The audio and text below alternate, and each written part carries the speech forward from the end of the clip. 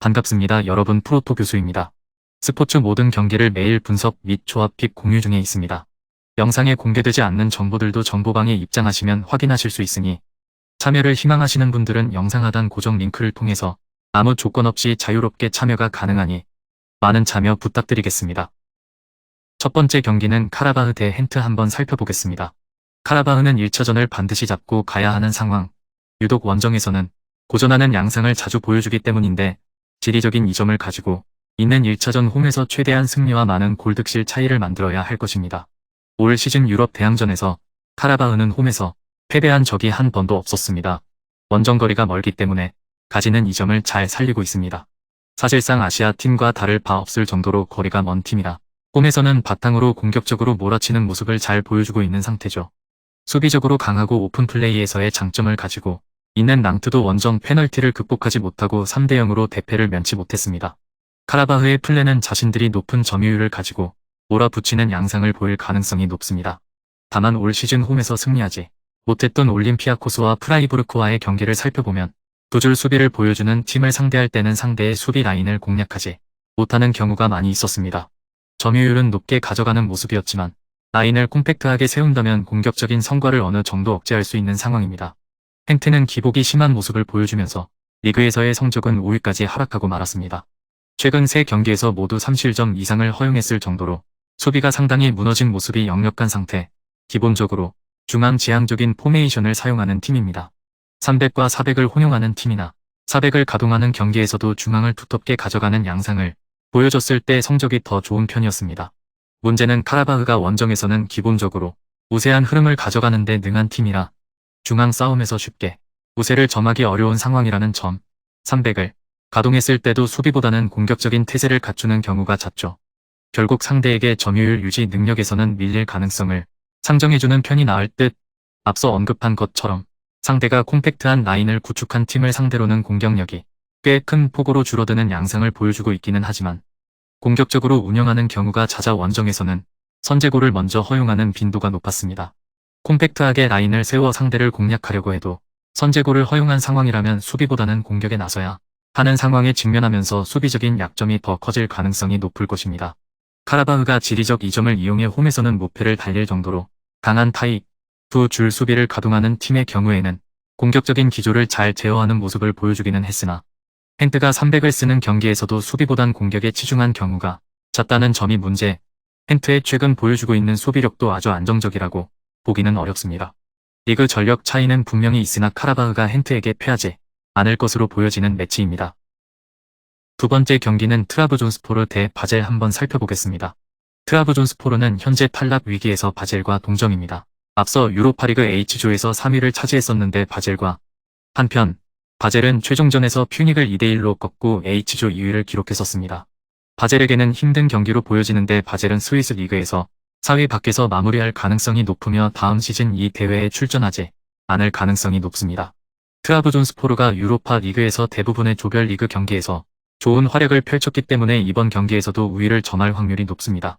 다만 양팀 득점력이 현재 준수한 상황이기 때문에 승패의 픽이 고민된다면 난타전 양상을 고려할 법한 매치로 보여집니다.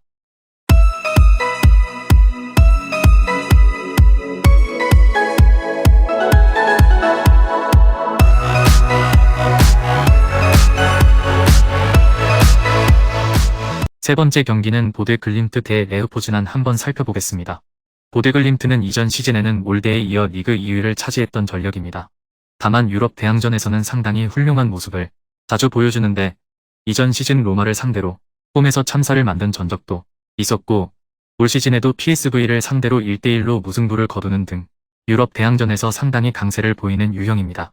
올 시즌 유로파에서도 전형을 바탕으로 아스날을 몰아붙이는 등 강팀을 상대로도 무서워하지 않고 라인을 올리는 유형입니다. 로테이션을 돌린 경기였다고 하더라도 아스날에게 중원 삭제 축구를 강요하게 하는 등 상대를 앞선에서부터 몰아붙이는 모습은 꽤 인상적이고 리그에서도 기본적으로 60%의 점유율을 가져가는 모습을 보여주는 모습입니다. 특히 홈에서는 아주 강한 모습. 2022년의 경우 유로파 컨퍼런스 리그에서는 전승을 기록하는 모습을 보여준 적도 있었습니다. 아무래도 추운 기후 탓에 상대 팀들이 적응하기 어려워하는 모습이 자주 보여지고 있는 상태. 이번 시즌 아스날도 보드글림트 홈에서는 0대1로 겨우 신승을 거둔 바 있었습니다. 레흐포즈난의 일정은 상당히 걱정됩니다. 리그에서는 원정에서 우승 우무로 강한 모습을 보이지만 유럽 대항전에서는 거꾸로 원정에서 아주 고전하는 모습이 짙은 상황입니다. 단적으로 올 시즌 챔스와 유로파 컨퍼런스 리그에서 레흐포즈난이 이긴 경기는 단 한 경기도 없었습니다. 레흐포즈난도 리그에서는 상위권 팀이기 때문에 자신들이 주도하려는 플랜을 자주 들고 나오는 편. 다만 이 경우 상대의 전방 압박을 견뎌내야 한다는 점을 간과하기 어려운데 보데클림트의 전방 압박 시퀀스는 아스날과 로마를 상대로도 통했던 전적이 있어 보데클림트를 상대로도 플랜 A가 제대로 가동될 수 있을지는 미지수라고 볼 수 있습니다. 원정에서도 점유율 확보 면에서 아주 밀리는 양상은 보여주지 않기는 했으나 리그에서 보여주는 것보다는 고전하는 경우가 많기도 했습니다. 보데클림트의 우세를 예상합니다. 보데클림트가 홈에서 펼쳐지는 경기의 경우에는 추운 날씨를 10분 이용해 좋은 성적을 거두는 경우가 많은 상태죠. 레흐포즈난이 유럽 대항전 원정에서는 상당히 고전하고 있고 보데클림트의 압박 능력도 상당히 부담스러울 것으로 보여집니다. 마지막 네 번째 경기는 브라가 대 피오렌티나 한번 살펴보겠습니다. 브라가는 리그에서는 전반적으로 순항 중이나 유로파에서는 조 3위에 그치면서 컨퍼런스 리그로 떨어지고 말았습니다. 득점력은 유럽 대항전에서도 잘 통하는 모습이었지만 후반에 몰아서 실점하는 단점이 발목을 잡고 말았습니다. 브라가의 포메이션은 전형적으로 두 줄 수비를 구축하는 유형인데 중앙에 힘을 주고 경기하는 경우도 있지만 유로파에서는 형태에서 벗어난 적이 없었습니다. 문제는 피오렌티나가 전형으로 나서는 빈도가 높아 중앙에서의 수적 열세에 빠지기 쉬운 상황이라는 점입니다. 기본적으로 피오렌티나가 점유율을 확보하기 쉬운 상황에서는 성적이 무척 좋았기 때문에 포메이션 상성에서 열세인 점이 우려스러운 것은 사실입니다. 물론 전형을 사용하고 있지만 점유율 싸움에서 밀리는 양상을 리그에서 보여주고 있지는 않죠. 다만 이 경우 윙어들도 중앙 싸움에 적극적으로 가담해야 하는 상황이라 선수단의 체력적인 문제가 있을 수 있는 상태.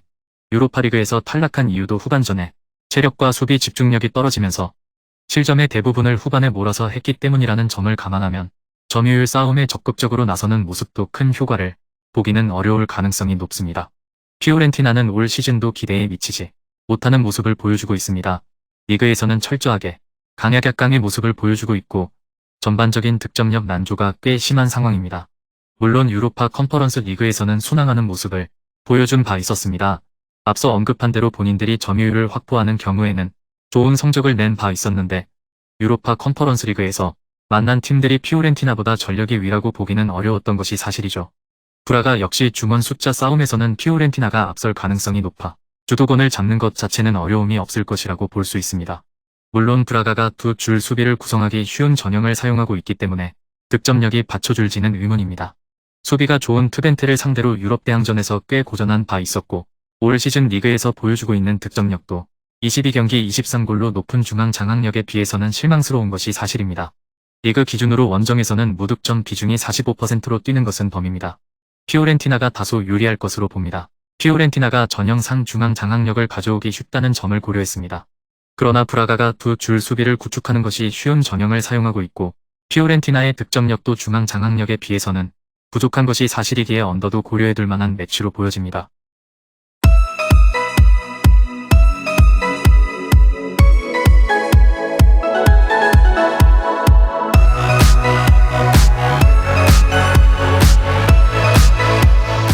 금일 경기들은 이렇게 알아보았습니다. 좀 더 다양하고 많은 정보를 원하시는 분들은 영상 하단 댓글에 링크 클릭 후 문의하시면 아무런 조건 없이 정보방 입장 가능하니 입장하셔서 정보 받아보시길 바라겠습니다. 그리고 영상에서 리뷰하지 않은 디테일한 정보와 조합픽은 매일 교수 정보방에서 공유하고 있으니 꼭 참여해보시길 권장드리며 이번 영상은 여기까지 하겠습니다. 시청해주셔서 감사드리며 늘 여러분들의 건승을 기원합니다. 감사합니다.